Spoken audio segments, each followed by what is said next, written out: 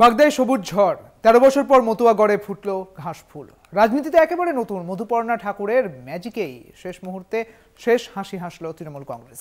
কনিষ্ঠতম বিধায়ক হিসেবে নাম লেখাতে চলেছেন ঠাকুরবাড়ির কনিষ্ঠতম সদস্য মধুপর্ণা ঠাকুর। মতুয়াগড়ে তৃণমূলের কামব্যাক, বাগদা বিধানসভা কেন্দ্রে সবুজ ঝড়, ঠাকুরবাড়ির নতুন বিধায়ক মধুপর্ণা। মতুয়াগড় বাগদা বিধানসভা উপনির্বাচনেও সেখানে গৃহযুদ্ধ অব্যাহত। লোকসভা নির্বাচন থেকে শুরু করে বিধানসভা উপনির্বাচনে ভোটের প্রচার। ঠাকুরনগরের মতুয়াবাড়ির পারিবারিক দ্বন্দ্ব বরাবরই শিরোনামে। একদিকে বনগাঁর বিজেপি সাংসদ ও কেন্দ্রীয় মন্ত্রী শান্তনু ঠাকুর, অন্যদিকে মতুয়াবাড়ির অপর সদস্য তৃণমূলের রাজ্যসভার সাংসদ মমতা বালা ঠাকুর। পারিবারিক সংঘাত গড়ায় অনশন পর্যন্ত। বিনাপানি দেবীর ঘরের দখল ঘিরে দ্বন্দ্ব তুঙ্গে ওঠে। দখল মুক্তির দাবিতে শান্তনু ঠাকুরের বিরুদ্ধে অনশনে বসেছিলেন মমতা বালা ঠাকুরের মেয়ে মধুপর্ণা ঠাকুর। এবার বাগদা বিধানসভার উপনির্বাচনে তৃণমূলের নতুন ঘোড়া এই মধুপর্ণাই।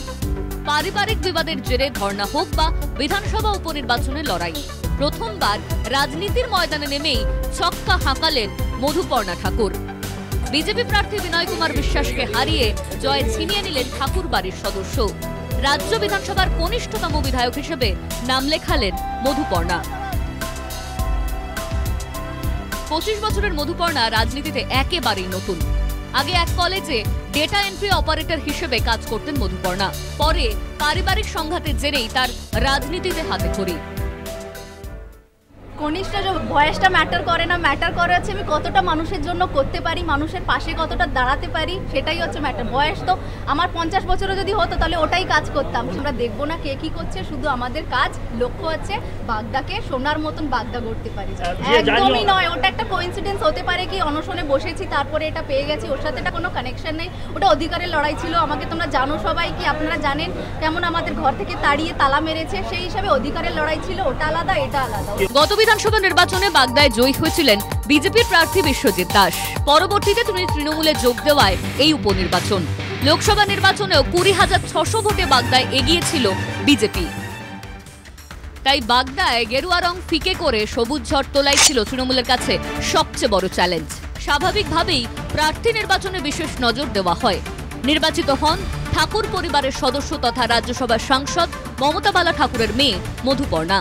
রাজনীতিতে একেবারেই নতুন মধুপর্ণা, তবে প্রথম ফেজেই বিজেপিকে ক্লিন বোল্ড করে দিলেন মধুপর্ণা। 33,468 ভোটে জয়লাভ ঠাকুরবাড়ির সদস্য মধুপর্ণা ঠাকুরের।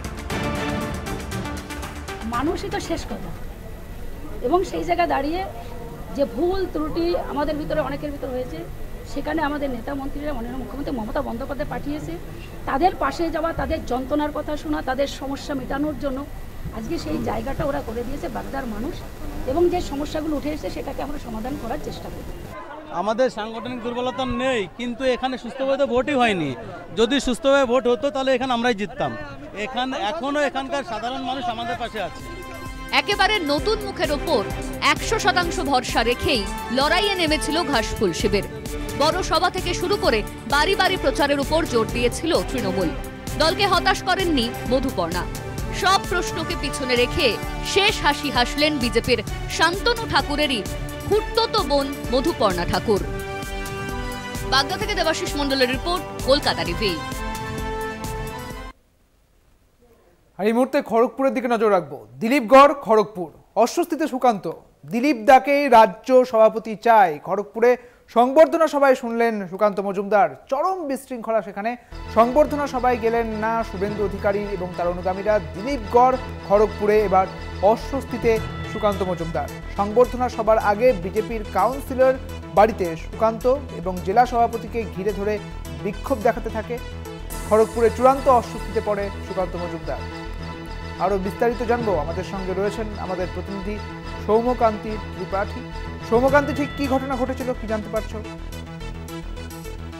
জানিয়ে দেখি, সেটা হচ্ছে যে সুকান্ত মজুমদার গতকাল এসেছিলেন খড়গপুরে, এবং সেখানে দিলীপ ঘোষও সঙ্গে সুকান্ত মজুমদারকে সংবর্ধনা জানানোর একটি অনুষ্ঠান ছিল। এবং সেই অনুষ্ঠানে যে যখন সুকান্ত মজুমদার আসেন তার আগে কাউন্সিলরের বাড়িতে যান, দুই জায়গাতেই তাকে অস্ত্রশস্ত্রে ফেলে দেন স্থানীয় কর্মী সমর্থকেরা। তার সুকান্ত মজুমদারকে সামনে পেয়েই কর্মী সমর্থকেরা তারা চিৎকার করতে থাকেন যে দিলীপ ঘোষকে এবারে রাজ্য সভাপতি।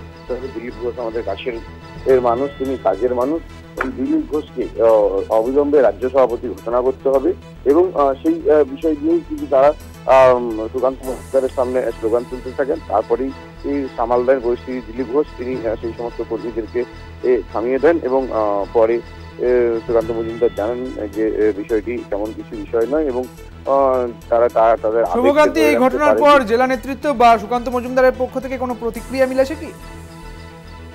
সুকান্ত মজুমদার জানান যে বিষয়টি তার হাতে কিছুই নেই, এই যেহেতু কর্মীরা আবেগে তারা তাদের করছে এবং বিষয়টি নিয়ে কেন্দ্রীয় নেতৃত্বের সঙ্গে আলোচনা, কেন্দ্রীয় নেতৃত্ব স্থির করবেন যে কি রাজ্য সভাপতি কে, পরবর্তী রাজ্য সভাপতি কে নির্ধারিত হবে। সেই বিষয়টি নিয়ে তো তার হাতে কোনো এখতিয়ার নেই, যেহেতু কর্মীরা তাদের মনোভাব তারা তা ব্যক্ত করেছেন, কিন্তু সেই বিষয়টি নিয়ে কেন্দ্রীয় নেতৃত্বের কাছে বিষয়টি জানানো হবে এবং তিনারাই এই সিদ্ধান্ত নেবেন কি হবে। বেশ, একদমই ধন্যবাদ তোমাকে সৌম্যকান্তি। আমাদের সঙ্গে ছিলেন আমাদের প্রতিনিধি সৌম্যকান্তি ত্রিপাঠী। দিলীপগড় খড়গপুরে অস্বস্তিতে সুকান্ত মজুমদার।